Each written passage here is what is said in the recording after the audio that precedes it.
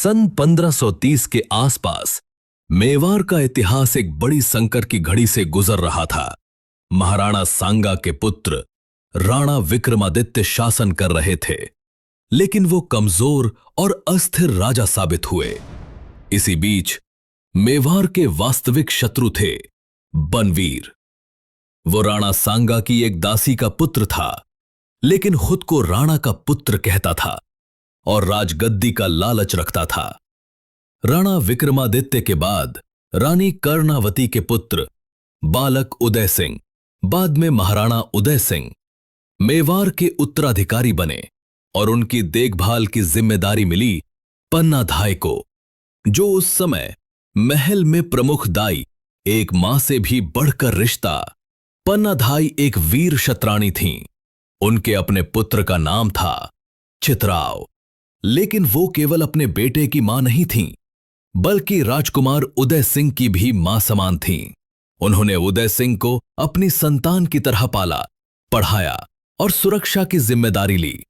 उदय सिंह का बाल्यकाल संकटों से भरा हुआ था। राणा विक्रमादित्य की हत्या के बाद पूरे मेवाड़ पर संकट के बादल छा गए थे। बनवीर ने धीरे धीरे दरबार में अपनी शक्ति बढ़ानी शुरू कर दी। उसने विक्रमादित्य की हत्या कर दी और फिर उदय सिंह की जान लेने की योजना बनाई ताकि वो मेवाड़ की गद्दी पर बैठ सके। उस रात जब बनवीर ने अपने सैनिकों के साथ उदय सिंह को मारने के लिए महल पर धावा बोला, पूरी हवेली में खून, चीखें और मातम गूंज रहा था।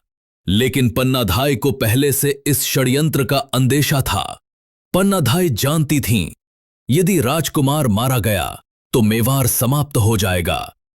उसने तुरंत एक ऐसा निर्णय लिया जो आज भी इतिहास में सबसे बड़ा बलिदान माना जाता है।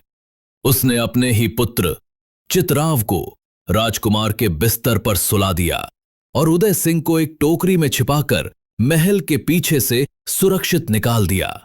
कुछ ही देर में बनवीर वहां पहुंचा।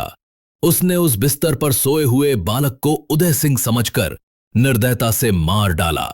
जब बनवीर चला गया तो वहां केवल एक मां का विलाप था, पन्नाधाय, जिसने अपने ही पुत्र को मातृभूमि के लिए बलिदान कर दिया था। एक मां जिसने अपनी ममता को राष्ट्र के लिए कुर्बान कर दिया। उसके आंसू बहते रहे, पर चेहरे पर दुख नहीं, गर्व था कि वो मेवाड़ को बचा पाई। पन्नाधाय ने उदय सिंह को पहाड़ियों के रास्ते कुंभलगढ़ पहुंचाया, जहां प्रभुदास और अन्य वफादार राजपूतों ने उसे छिपाया और पाला। कुछ वर्षों बाद जब उदय सिंह बड़ा हुआ तो उसने बनवीर को हराया और मेवाड़ की गद्दी पर अधिकार किया। उसने अपनी मां समान पन्नाधाय को हमेशा सम्मान दिया, लेकिन वो मां अब सिर्फ पन्नाधाय नहीं थी, वो राजस्थान की मातृशक्ति का प्रतीक बन चुकी थी।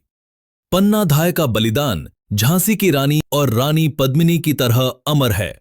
उनकी कहानी आज भी राजस्थान के बच्चों को साहस और राष्ट्र प्रेम की मिसाल के रूप में सुनाई जाती है।